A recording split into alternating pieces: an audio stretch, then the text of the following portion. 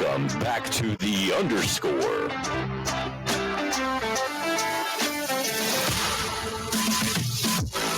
With your host, Josh Joyce, Bryan Overman, he's on fire, and Mason Ringeisen. Wow.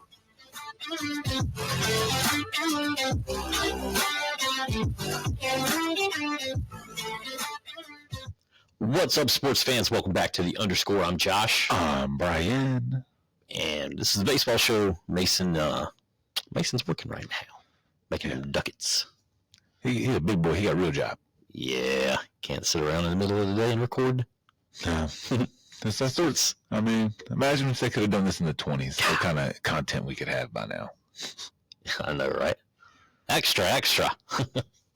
Just sit around and just typing out, instead of recording, they're like writing out memos for the newspaper. They get the boy to go out and deliver them. Oh, man. Breaking news. Well, which memo podcast do you guys listen to or read? Memocast.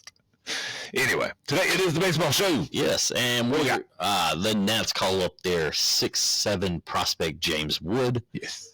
Yankees are 3-7 over the last 10. Yeah, but it's good. But Judge doing Judge things. Yeah. We got some new home run derby rules. Yeah. Will there be an aluminum bat? Stay tuned to find out. And Brian's going to hit us with some true stats that sound made up. Yes, because those are just fun. Absolutely. Like, I've read through some of these, and they're like, okay. Yeah. Okay. They pop up on my Instagram feed, or our Instagram feed now. And I read them. I browse through them. So where do you want to start? You want to start at the top? Start with those true stats, man. I'll start with the true stats. Yeah. Okay, so true stats that sound made up. Stan Musial. He was a baseball player. Pretty good guy. He had 3,630 career hits. 1815 of them on the road and 1815 of them at home. That is wild. He had the exact same number of hits at home and on the road. And this is back before, like, they had ESPN, like, 24-hour news cycle. Like, there's no way he even knew that. No. Like, this is not like, hey, Stan, it's your last home game. I don't know. You need one more hit to even it up. Maybe. I don't know. Like, I don't think he knew it at that level, no. Yeah. Jamie Moyer was a long-time MLB pitcher, ranging from 1986 to 2012. Throughout his career, he played in a total of 50 Major League Baseball stadiums. There's not 50 teams. I'm pretty sure there might be, 28? Is it 28? It's 28 or 30. I know it's less than the NFL. It's less. NFL's 32, right? Yeah. So MLB would have to be less than. This is sad. Pretty sure it's 30. Well, in Brian's heart, there's only one baseball team.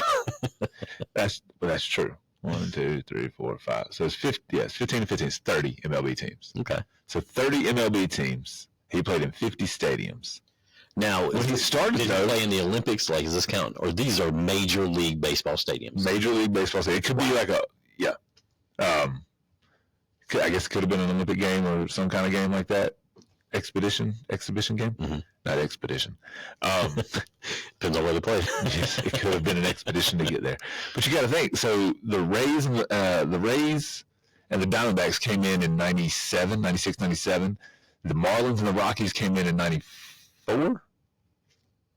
93, not 94. 94 strike here. 93. The Rays, the Marlins, and the Rockies. So that's 4 teams there that came in after he started. But you consider the Expos moved to Washington. Mm-hmm. The couple of and the new stadiums that were built. But 50 Major League stadiums. Well, from what'd you say, 86 to 2012? Yeah. I mean, damn. I mean, that's at least 2 Yankee stadiums there, 2 Twins stadiums, 2 Seattle stadiums, Braves. Hell, he could have pitched in 3 Braves stadiums. Because they got a new one in 96, and then they got a new one. When did he retire? 2012. Okay, so they couldn't have pitched in 2 Braves stadiums. Or 3. He could pitch in 2 Braves stadiums. I mean, that's... He saw teams in multiple teams in multiple stadiums. Like, it's crazy. So what I'm hearing is they've built 20 unnecessary Major League Baseball stadiums, and none of them are in North Carolina. I mean, 20. I mean, if you count the Marlins and the Rays, both, even though I mean, if there's 30 teams, there's 20 extra stadiums he's played in. Yeah. God. Yeah. That's crazy. That is a crazy stat. Another crazy stat, 2-time Cy Young Award winner, once in the AL, once in the NL, very exclusive list we touched on in the offseason. Blake Snell has recorded 5 outs after the 7th inning. Didn't put how many times? His entire career. No, it was like twice or 3 times in his entire career. Oh, okay. I left that one word out. Mm. But yes, 2 or 3 times in his entire career, which is crazy to me.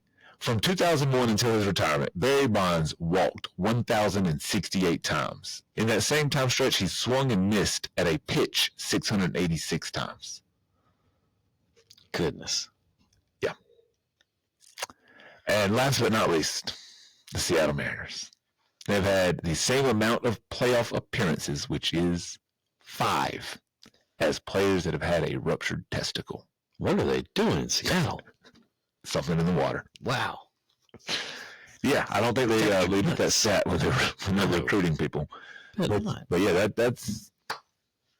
And I did see it later on a different slide. I told you to pop up on Instagram. One of them was more men have walked on the moon, or more people have walked on the moon than have scored an earned run off of Mariano Rivera in the playoffs. Oh, wow. That's a stat. Yeah. Holy moly. Yeah. That's why he's the GOAT. Yeah. We should just get a GOAT sound effect. Oh, yeah, we totally need to add that to the board.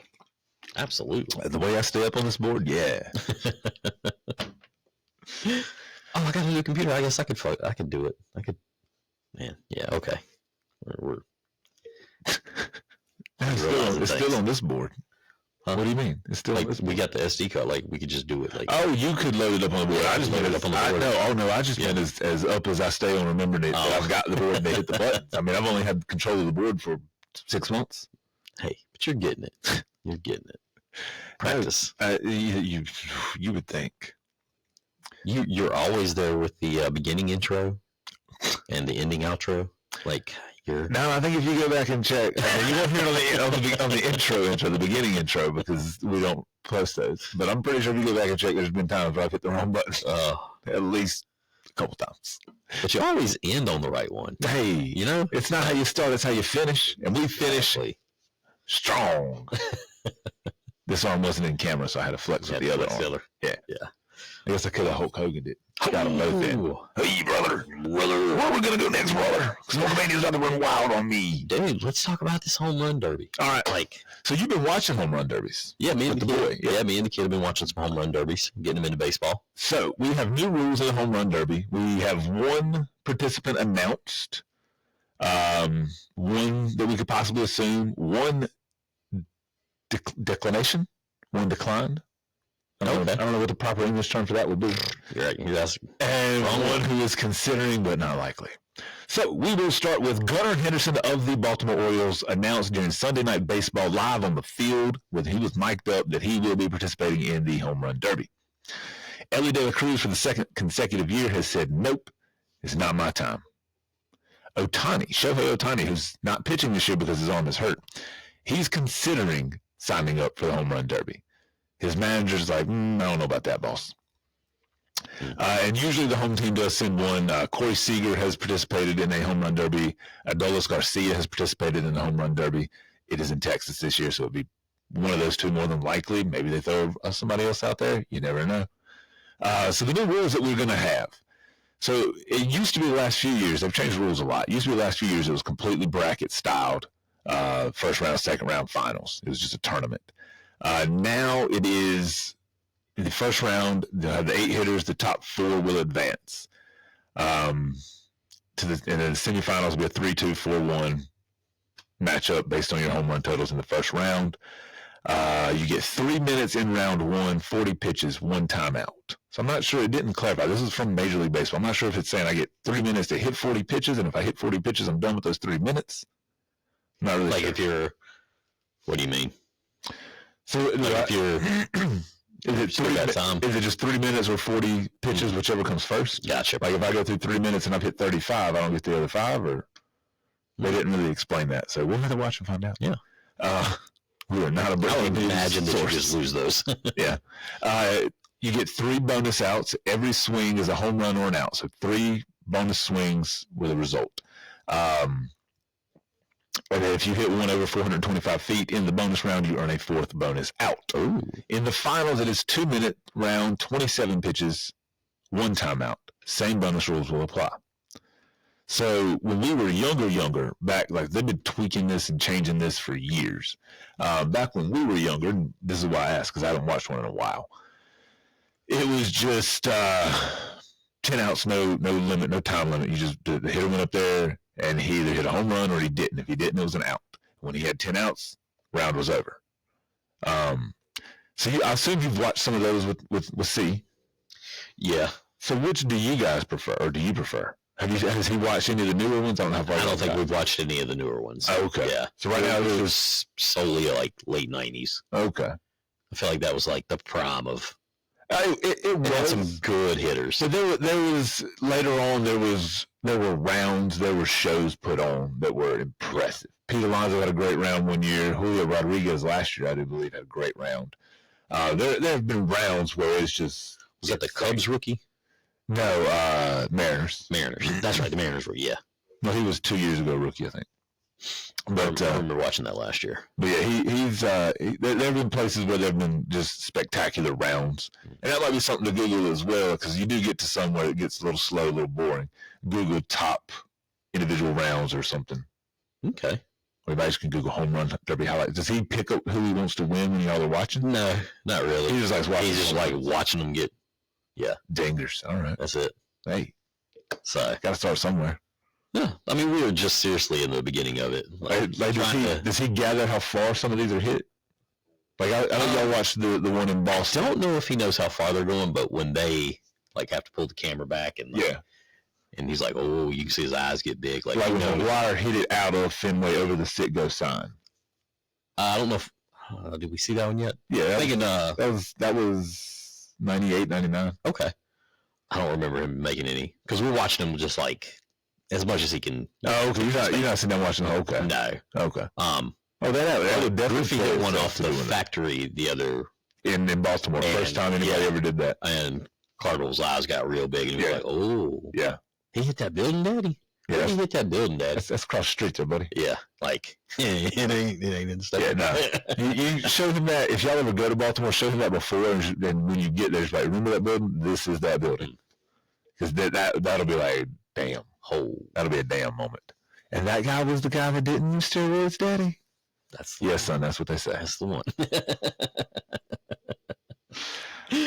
Well, you went through all those rules. Just couldn't help but notice they're still going to be using wooden bats. Yeah, they're still using wooden bats. Now, if we do aluminum, it's going to be in the spring training. But I am here for it. I like Cardinal. I just want to see balls get mashed. Dude, I feel like that's a league, like right now with sports being the way it is, like a home run derby league. Yeah. Like, it'd kind of be like a UFC style, where it's just mano a mano, one-on-one. Okay. And home run derby rules. Yeah. Could that be a thing? I mean, it potentially could. You got people playing cornhole. You've got some kick flip athletes. Hey, don't be giving away everything in the ashtray. I do appreciate you clicking my links. Yeah, dude. Like, there's got to be a market for. Oh man, what's the guy from? Well, he plays for the Rangers for a little while. Josh Hamilton. So what if you did just a squad? You did four teams, a 4-person team, with maybe one off the bench, and I don't know if you have a pitcher or you just have like a batting practice, like it's truly batting practice pitch. Maybe that's the 5th man. You have a 5-man team, 1 pitcher, 4 batters, and you do it and see how many people can hit. Figure out a way to do it that way and see how many who can hit more home runs, which team, and that can be fun. We use aluminum bats. Yeah. That makes it hard to. I don't know. See, that's part of the other issue. The aluminum bats. Like, I'm taking the kids off the field during the home run derby because they shag the fly balls. but you got people in the stands. You got to be able to sell tickets to this. So if you're using aluminum bats, those things are going to be that somebody's going to die. Those balls are maybe we put up like hockey style plexiglass around like the first few rows. We should call it indoor baseball, but then you got like a 400 and I don't know. Who knows how far we're going to hit them? So we might have to build the stadium to be just bigger. I'm sure you could probably find an old ballpark to start with. Yeah, but I'm saying like if you find an old ballpark that's $495, $500, but then we start digging it up with aluminums and we're hitting 600, 700 foot moonshots.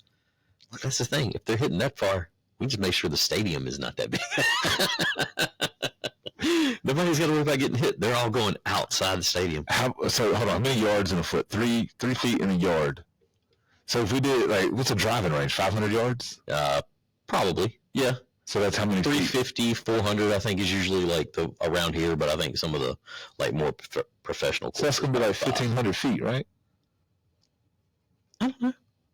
I think so. You got a calculator. Unless my math's wrong, it's 1,500 feet. Okay.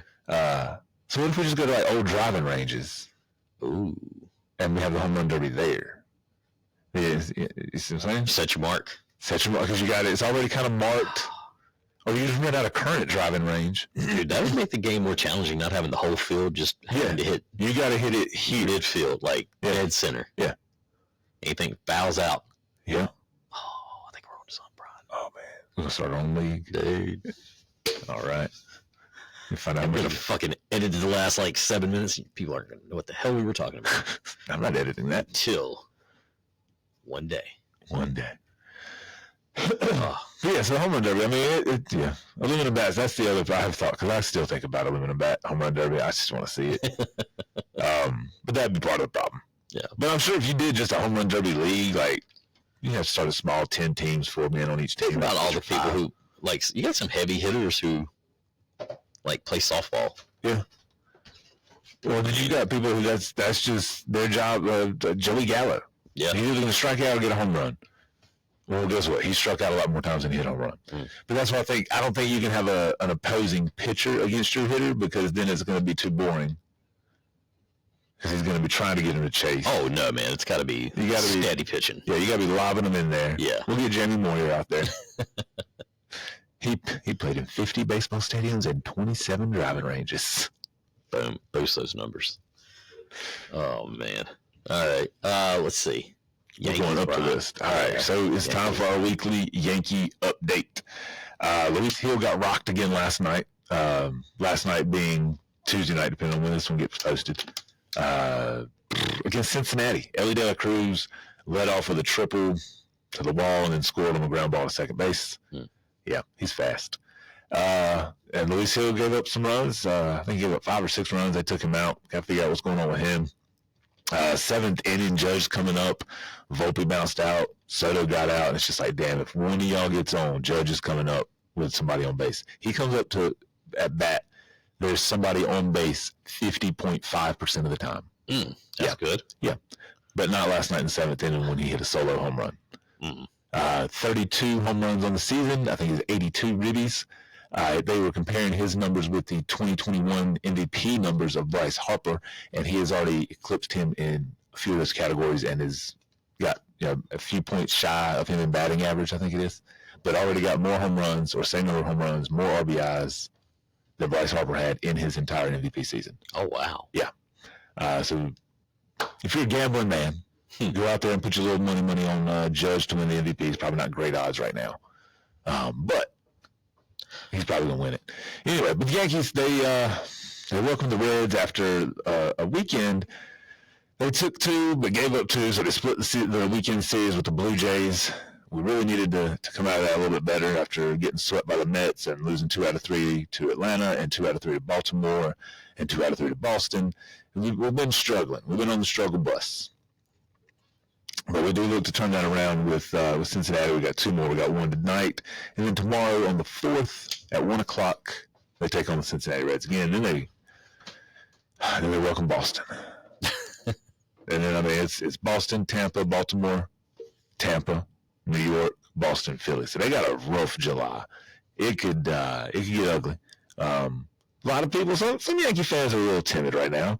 We're only one game out of Baltimore for first place, so we're still rocking and rolling. It's okay. It's You're hanging on. You're not out of it. The struggles and hardships of the season right now are what's going to make October so much sweeter.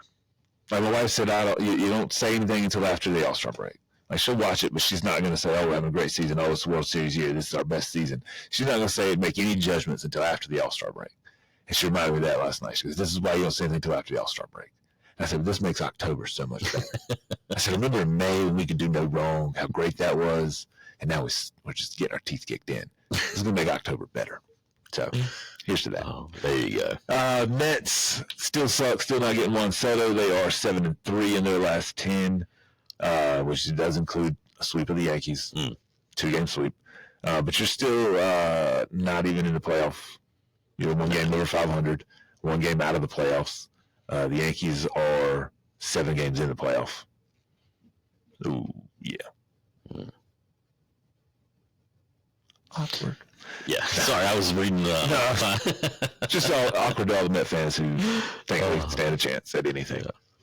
Well, you sent me the Nats call up their 6'7" prospect. Yeah, so he is, I think, the third or fourth player that is 6'7" or taller. Wow. In baseball. James Wood, he came out. He played a couple of nights, it might have been 2 nights ago. What position does he play? That is a great question, and I feel like a much better co-host would have been ready and had that answer. He is a right fielder. Look, because honestly, when I was writing the board, I was like, just naturally wanted to put Nats call up 6'7" pitching prospect. Right. No, not pitching prospect. He's a right fielder. They called him up July 1st against the Mets. He went 1 for 4 with a walk and a strikeout, and then last night went 0 for 3 with a walk. Okay. So he's getting on base. He's gotten on base 3 out of 7 times, but he's only gotten 1 hit. So he has a 143 average currently. Does not tell me what his on base percentage is. I was hoping to see that 3 out of 7. I could do that math, but I'm not gonna. It's a little under 500. Math. You have just been racking up the math on this show. Yeah. Hoppers beat Aberdeen last night, the Ironbirds. They are still in first place. They've already clinched the playoff spot. So if they were to win the division again, if they go wire to wire, not wire to wire because they came back and took the division in the first half. But if they lead it and win both first and second half, it goes to whoever finishes in the second half. But I mean, that'd be pretty sweet. Too bad they don't still get a first round bye or something. That's the answer. Although that's how we got in the other year. So don't want to give them that idea. That is how we got in the playoffs one year.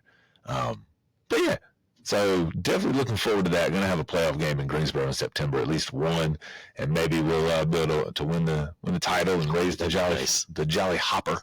The Jolly Hopper. The Jolly Hopper. And yeah. So they're rocking and rolling right now. Pirates are going to be possibly buyers at the deadline, which is different for the Pittsburgh Pirates. Normally they are sellers, and they will trade away major league players to get prospects. Well, when you're a buyer, you have to trade away your prospects to get players. So I was explaining this to my kid, and she got real sad. They are 10 games out of first place and 3.5 games out of the wild card. So I guess they can still come and make the wild card, and then who knows what happens. You just need a chance. 4 games under 500. But yeah, they were listing some prospects who could get traded, and a couple of them were players that she has grown fond of. None of them were her favorite player from any of the 3 years. Although one of her favorite players got traded this offseason, Lolo. He's at the Dodgers. But it wasn't Mike Jarvis. It wasn't Derek Diamond. That's a great baseball name. Derek Diamond is. One of my wife's favorite, Bubba Chandler, he was mentioned in a trade. And then there was Tamar Johnson, who's I enjoy watching play. But yeah, that's where the Hoppers are at. They might end up losing some pieces to trades. And my wife and daughter were mad, and I said, "Well, do you just want them to suck forever?" And they said, "No." And I said, "Well, this is what they do." So, but maybe, you never know. Maybe they get traded, they find their way back, they find their way to the Yankees, and then we can really pull for them. There you go. Maybe make a trade with the Yanks. Yeah, you never know. And so, yeah, I think that's about all the baseball news I got. I know we were going to try to come up with a _4 off the dome. No, I don't feel like we got a good one. No, I don't feel like we got it. So we're just going to hit pass. We're not going to force it. We're not those kind of people who have to do it. It's not our shtick. No. But we become really good at it. She does not sound happy up there. Bet it's UPS. Oh, protect this house. Exactly. If your dog protects your house from UPS, we know the feeling. Yeah. All right, get us out. All right, I got to hit. No, see? Oh, yeah. You jinxed it. You jinxed it. I didn't have my board ready because I went over and hit the other thing there. But all right, we'll hit this button, pay some bills. Later. All right, follow us on X at __pod. That is shift type another first underscore. Facebook and Instagram at the __ podcast. Again, that is shift type another first underscore. YouTube at the _ podcast. Punctuation free zone, bruh. And listen, follow, and subscribe on Apple, Spotify, Amazon, YouTube Music, and iHeartRadio. Boom, boom, boom, boom. And now on TikTok.